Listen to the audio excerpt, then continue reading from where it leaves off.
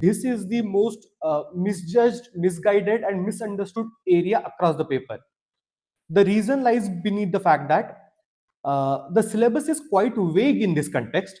Secondly, people are often like misguided with respect to what to study and what not to study. And thirdly, the orientation which people require to actually have a good command over this area is not understood well. Since the questions which are from this part are very pinpointed, and they are actually uh, uh, asked in such a manner that you need to have economic perspective in your answer. Rather, most of the candidates that actually prepare for it and which actually they write it, the orientation is towards the developmental aspect. So it's not something which is from the like economy perspective, but rather from the governance perspective of things. And I hope like you are getting the differentiation between the two. Second would be, I feel that there are many concepts which a person needs to know to actually write good answers for the 4 questions from the economy section that appear in the exam. Here I have like given you, I have collected,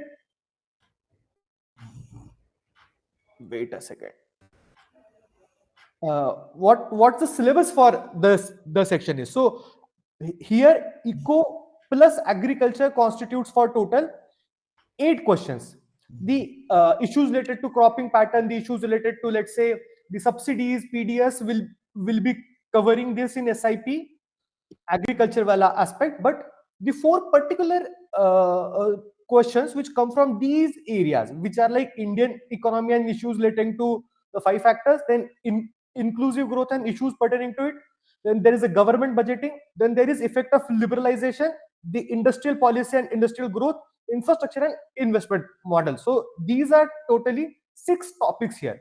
But if you look into it, issues related issues relating to the planning, mobilization of resources, growth, development, and employment, these alone constitutes would be like a topic for each topic would be like for uh, an entire book or an entire research thesis. So the main issue with this part is there is a extremely vague syllabus which is being presented, and the predictability in terms of questions is very, I would say, limited. It becomes quite challenging to know and understand what can actually come from it. So what I did, I scored 99 marks in GS-3 last year, and the one thing I feel is that I tried to score well in security and agriculture. So till then, I was about to get like, I got one time 87 and one time 89. So I realized that you can get up to 90 if you are good with security and the agriculture wala aspect. But to break that barrier of 100, you need good command over economy. So I particularly laid a bit of emphasis in terms of my preparation to actually see and understand if I can come up with something special to actually know that can I make a difference over there. So while doing so, I have realized that the very subjective syllabus, like I have talked about the issues relating to the 5 things which are there, uh, that can actually be simplified and objectified if you have a bit of understanding and command over the basics of economy. And when I mean basic, I'm not meaning like demand supply or the what does national income mean or what is monetary policy. Basic means there are certain concepts around which all of the 6 7 things happen. So I tried to come up with it. Secondly, I tried to give economic tinge for everything of it. So what happens, majority of the candidate that do is any question that would be there, they would be talking, linking it with the growth and development. And more often than not, that actually misses the demand of the question, since like the questions themselves are asked from economic tinge, academic tinge. So you need to have a basis in yourself to exemplify and actually give explanations from that perspective. So, and also our focus, yes, of course, I mean the focus must be on the focus on the growth and development, because the entire economy is about that. But our focus should not be limited to growth and development, but there must be other aspects which can be theoretical, academic, scholarly, that can actually be built into our answers. uh, Third thing would be, it's all about numbers. Remember, it's all about numbers, but that does not mean you'll go and collect n number of data and number of facts, that is not feasible, that is not doable. However, you need to use them very strategically, and also to use them strategically you also need to prepare them wisely as well. So if let's say I would know that there would be question around inflation, so I particularly prepared data around the quarter wise inflation that year in 2024 where I wrote. And actually I was benefited from the fact that there was this question on the imported inflation, not only in civil services but also in forest services as well. So thereby I can actually write the quarter wise graph of the inflation of that year. Similarly, I would be knowing that what causes the inflation. So I knew that there is a case of stewflation. The inflation is driven by the two oils and then protein. So how the protein inflation is divided, how it's so my argument was based on that. There is the inflation itself is actually not across the economy, but it's divided into like some sectors we are facing a lot of inflation and some sectors are having stagnant or laggard demand. So that nuance I brought into the examination, and I feel this is one area where most of the candidates would have missed out on. Similar as the case with the 2025 question on the strategic position or the fiscal position of the states. We have, me and Naman in both of our probables actually predicted these questions, but we predicted it in GS-2 about the fiscal position and the fiscal federalism. And here actually, and there itself we talked that ki, matlab, there can be a question around the relative fiscal position of the states, and it actually appeared. So for that, I actually discussed with my mentees that you need to know what are top three like debt ridden states. How does their debt actually constitute? So, like for the Himachal Pradesh, to give you an example, there is a 1 lakh crore of debt, and out of it, 46,000 of it actually is driven by the expenditure around the pensions, expenditure around the subsidies and other things. So if like 48% of your debt goes to non-productive expenditure, then you can realize how difficult it would be to realize additional revenue sources and actually fulfill the debt that exists in there. On the contrary, like with the Uttar Pradesh does have a significant amount of debt, but however, their focus is majorly on capex, and which can be witnessed from the fact that they have stagnantly growing year on year basis. So I hope like what kind of nuance, what kind of numbers I am talking about here, and you need to be particularly considerate of them. You cannot write economy questions if you don't know this nuance, if you don't know this economic things, because everything of it comes in perspective. If you are saying that Maharashtra is facing a slowdown in the economy, then you need to know that earlier it was 11%, now it's 7.7%. Without it, without the context, without the comparison, you cannot talk about economics.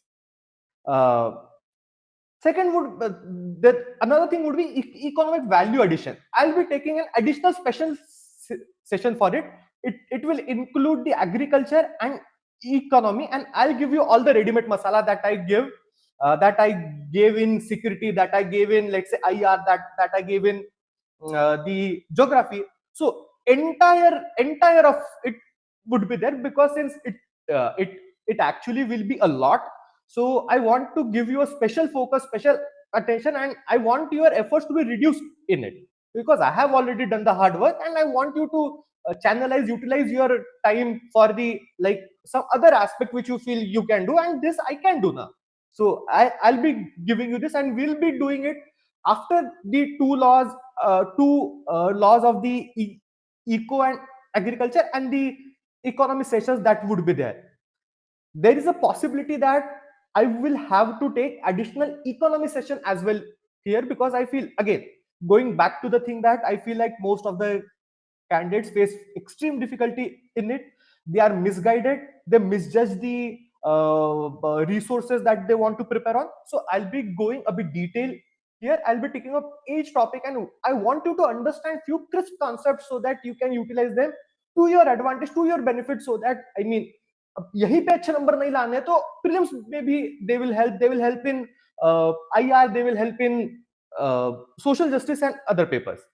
uh, Another thing is, here you need to focus on building the nuance, understand the concepts, and build the linkages. Since economy does not happen in isolation, everything of it comes together here. So you need to understand the linkages that exist between different sectors, different dimensions, and different elements of the economy that take place in. So if someone who has studied the economy would know that uh, any economy is a complex system, and the actual elements and the relationships are quite unknown. And the relationship understanding and the element identification is done uh, very comprehensively in the retrospective basis. But however, if you want to like predict something and have like forecasting orientation, then it becomes quite a bit difficult. So but to have a certain ability to forecast, to have a certain ability to predict, you need to know what kind of linkages are there, what kind of existence of relationship exists. So my focus would be on that. And also I would ask you to do it by yourself, brainstorm, think, and go back to like Google if you face certain issues with respect to like certain concepts that I talk about, or you can rather come to me, we can have a discussion with respect to it as well. uh, so talking about the first topic, which is Indian economy and issues related to the planning, firstly. Second would be the mobilization of resources. Third would be the growth. Fourth would be the development, and fifth would be the employment. Remember how they have categorized, they have give differently development and growth specifically. Also see how they have built up a linkage.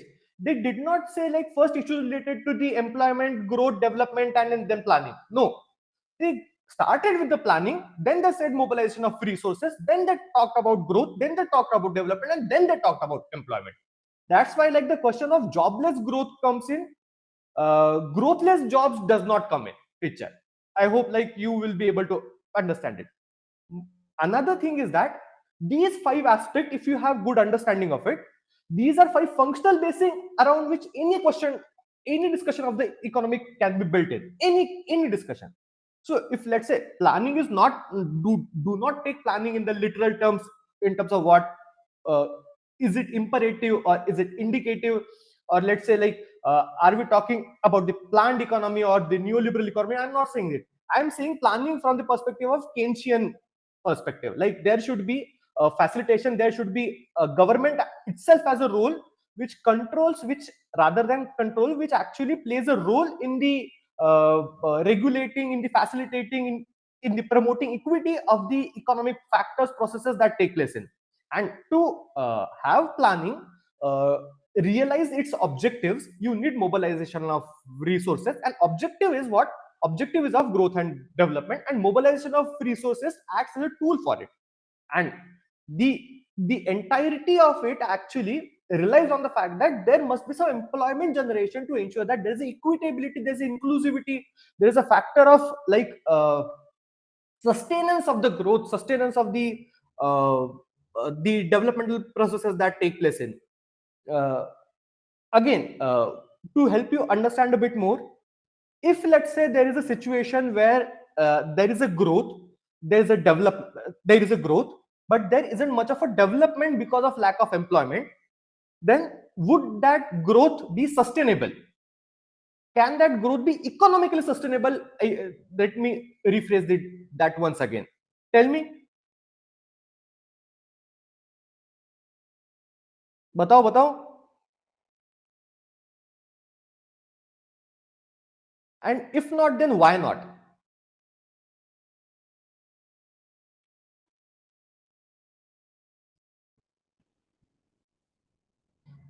बताओ दिशान, बताओ.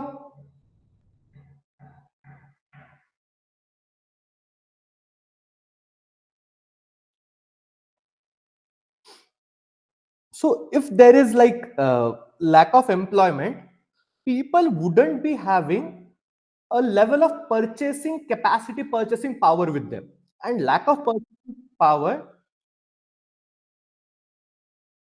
yes, consumption will never realize its true potential. Exactly, that was the case in case of the 2023 mains question.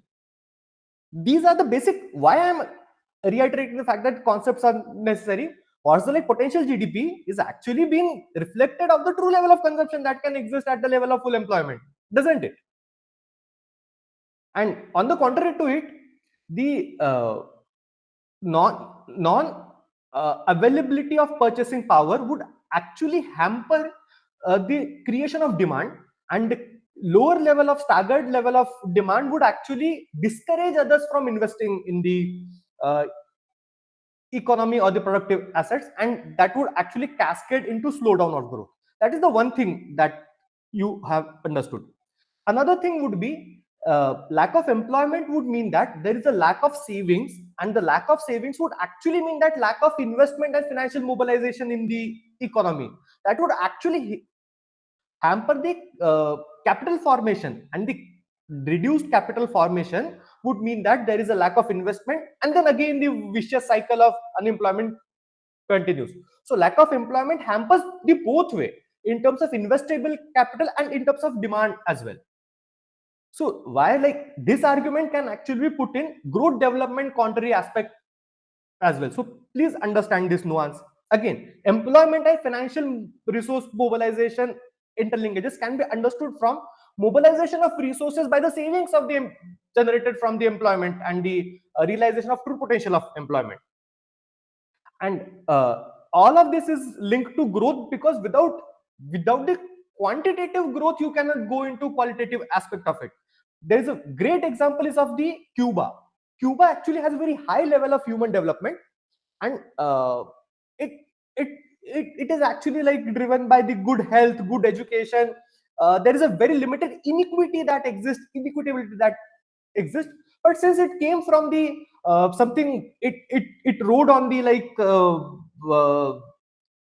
communist train, so that actually led to a bit of slowdown the growth in it. So I mean, yes, the division of the pie was very equitable there, that led to high human development, high standards, but the pie itself was very limited, that can which actually limited the quantity that can be divided.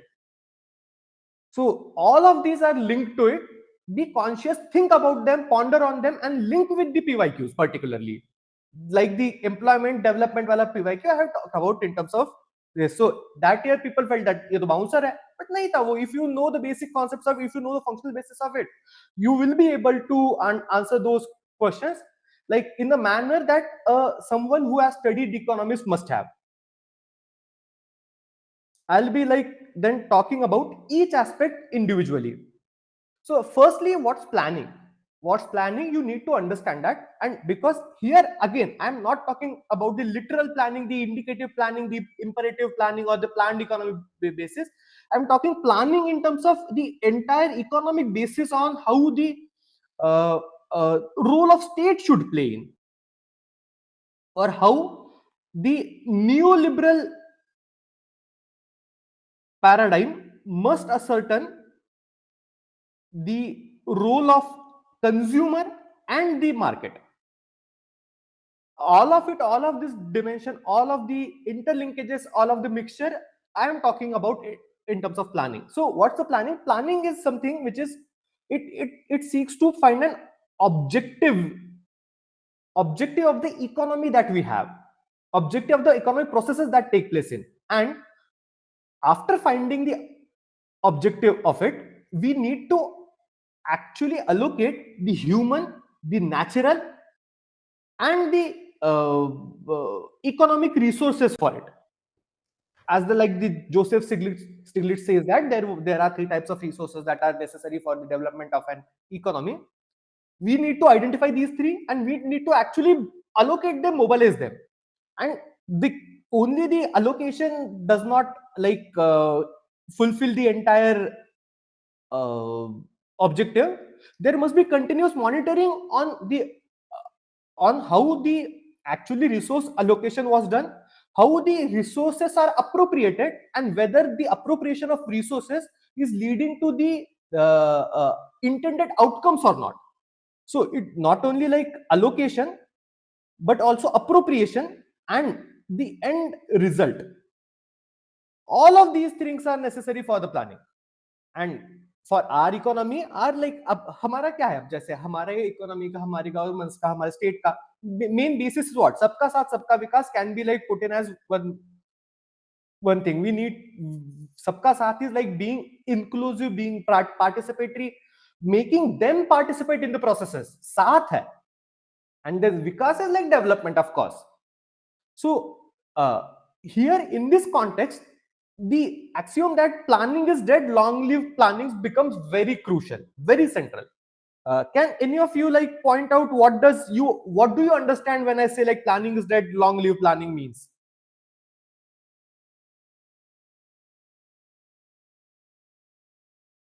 बताओ.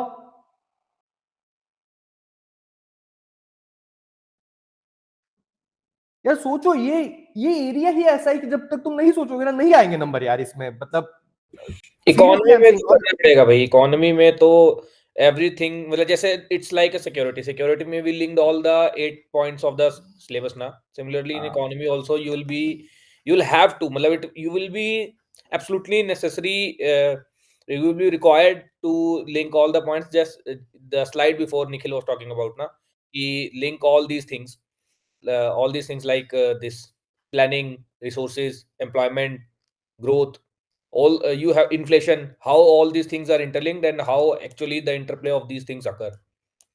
Interest में नहीं बता रहा यार कोई, क्योंकि मैंने भी 4-5 साल निकाले, मैंने भी 4-5 मेंस दिए, मुझे पता है कि इकोनॉमी कोई नहीं बता रहा है.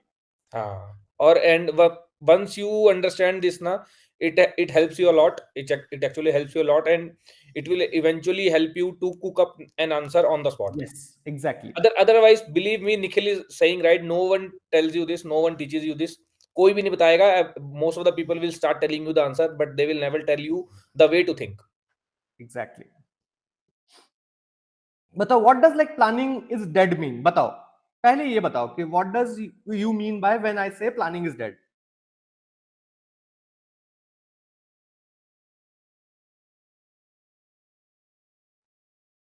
Planning is dead. क्या वो है क्या? Top down approach does not work now, and Exactly. There is no like planned economy. Do we have 5-year targets? Do we have 5-year plans? Do we like give target to steel sector? Yes, there is no planning right now. But yes, but exactly, limited research, state control नहीं है अभी.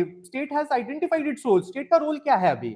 State knows. But I mean, my critique would be if I would be in a debate or I would be writing some paper on the facilitator role. I would be critique that state does not know its role in the neoliberal paradigm. That's why they don't know like whether to actually किस public sector enterprises को disinvest करना है, किसको नहीं करना है. इसका one of the critic ये है कि state doesn't know what its role is.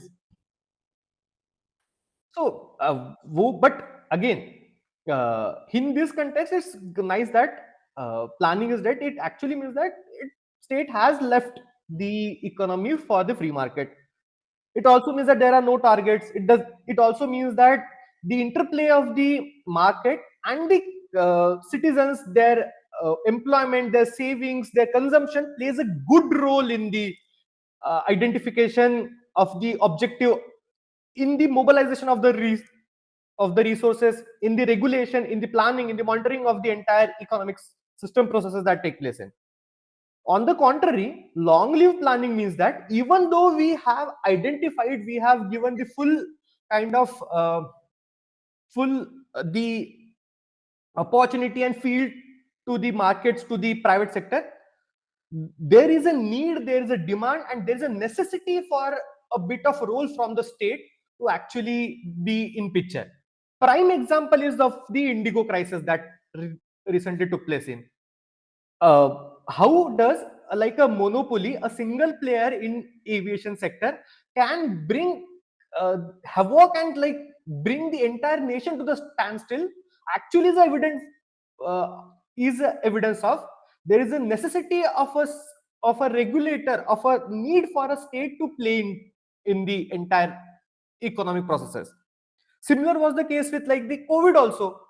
After the COVID, there was that like there is a data that after COVID, 5-in-1 MSME never recovered. It closed down. there was significant destruction of the wealth of the people from the share markets. The supply chains were disrupted. Uh, People actually needed packages. People needed actually help to just sustain for themselves. Yes, exactly. So in that context,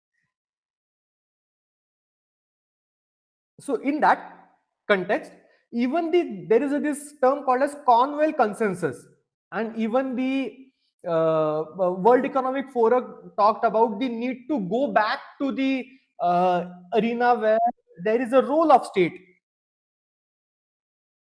There is a intervention of state which is necessary to bring in growth and development. And long live planning also comes into context. I'll be talking about it, or with certain objectives also. Nandini says that state should not allocating the resources intended for public welfare by doing business. Example, MP Tourism maintains hotels, but there's no need of state to own or manage, leave it to market and business. Nandini, that is a question of like, I'm not going to comment on it because I think that depends upon state to state, and that depends upon what the intention of the state is, and how are they going to do it. So it's similar to capitalism bring inclusive growth? yes, दो तीन बार आ exactly. चुका है. It has been asked in essay also and GS paper also. Now that is a separate debate. We started with socialism aspect and then we started moving towards the democratic socialism. धीरे धीरे we are privatizing. है ना? The state is removing its role from the non-essential things and is now they are also talking about privatizing this. Not completely privatizing, but removing the hands or removing the control from the nuclear sector also. Exactly. This So this is being it's realized. up to them. It's up to them because like I also was associated with the DPAM also. So in there also how people think was they actually thought on the basis of case by case basis, and there was like a bit of politics involved in it as well. So I'm not I'm not very comfortable in commenting whether like MP should run hotels or not. It's up to them. But you should be understanding you should have understanding of the fact that the elements of the planning are still present, not in that form, but in the form which actually wanting to bring in certain objectives which I'll be talking about. Government capex is actually working as a this anchor. It is forcing the, मतलब it is starting the wheel. Government Yes, capex. Anmol, I'll be talking about this also. I have kept this thing in mind. I hope like you got the gist of it. So why there should be long lived planning is because planning fulfills these objectives. First objective is it ensures that there is optimum resource utilization. There are three kinds of resources, and there are multiplicity of the sources for them, and not only identification of source and putting them to the place where they are intended is a very challenging thing. There would be leakages, there would be unintended consequences of it, there would be lack of resources, and then there would be like lack of resources at the hands of those who actually appropriate it. When I mean it, let's say there's a pyramid, then the resources at the top of the hierarchy would be a lot. However, when they reach till the bottom, they become very scarce because there is limited planning with respect to it. There is a very limited identification of how the resources would flow across the hierarchy. There's it. And additionally, there will be like there can be sectoral imbalances. You don't know like how much to allocate to the horticulture, how much to allocate to the agriculture. You don't know. Another thing is need for the fiscal balancing. I mean, for the government itself, government doesn't know how to actually make the optimum utilization of resources. They depend upon the fact that they churn a cycle whereby they feel that the debt can be serviced by the developmental activities they would bring in, and the service debt would create additional revenue for them, and then they can actually like balance this wheel of like debt. So the fiscal balancing, the fiscal marksmanship actually makes planning a bit necessity. And then next would be like market versus government. Who should raise the revenues?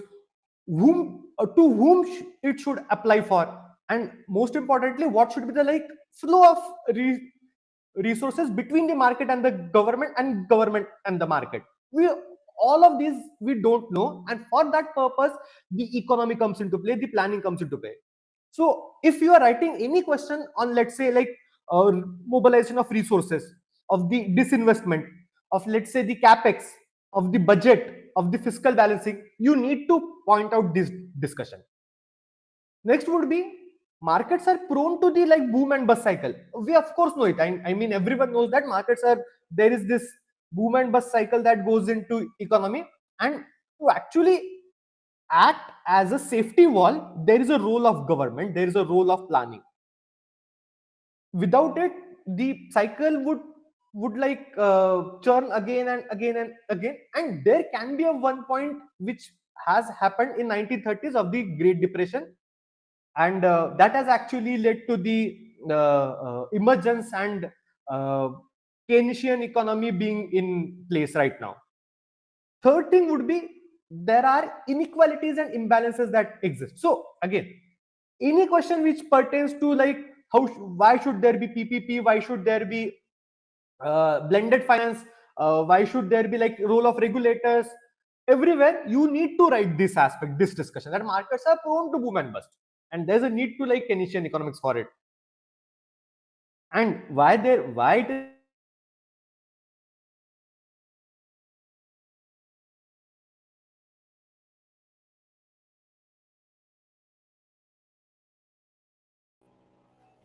ये exit ही हो गया Nikhil. which is equity, to make economy, to make distribution of resources, to make proceeds of the economy equitable and inclusive. And the inequalities and imbalances exist sectoral. India में देख लो, अब जैसे क्या है कि सर्विस सेक्टर है, 56% GDP contribute करता है, but do you know how much employment it actually generates? Same with agriculture.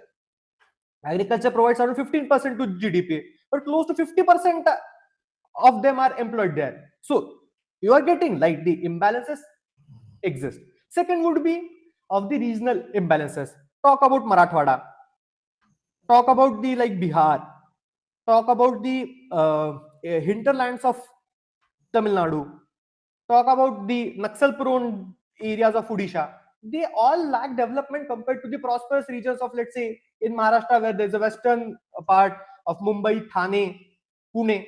It's quite prosperous. So to balance out the inequalities, we need to have a special economic focus, special planning focus, special developmental focus in mind. And third would be like the social inequalities. You can yourself know that like women have more propensity to poverty than the male because of the inherent patriarchy that exists in our society. Same with like the relationship between, I always say that caste and class in India go hand in hand. So there is a social inequality with respect to it, and our basis must be minimizing it so that the churn of economy comes into place. If there is an inequality that exists, then there would be a one point whereby we cannot actually move forward, and that has been witnessed in the economic inequalities. Oxfam report तो आप सबको पता ही है. Also, there are intergenerational and intragenerational challenges. Yes, This was asked in intergenerational challenges. 2022, I guess, या 21. कभी भी आया था. Yes, It was very nice question. तो exactly. अगर आपको ये नहीं पता तो फिर you won't be able to write the intergenerational वाला challenge, because inequalities exist. Why? Because there is a cyclicity of the like limited availability of resources, limited capacity development, making bad choices, bad decisions, which was the been case with like how the Abhijit Banerjee even talked about.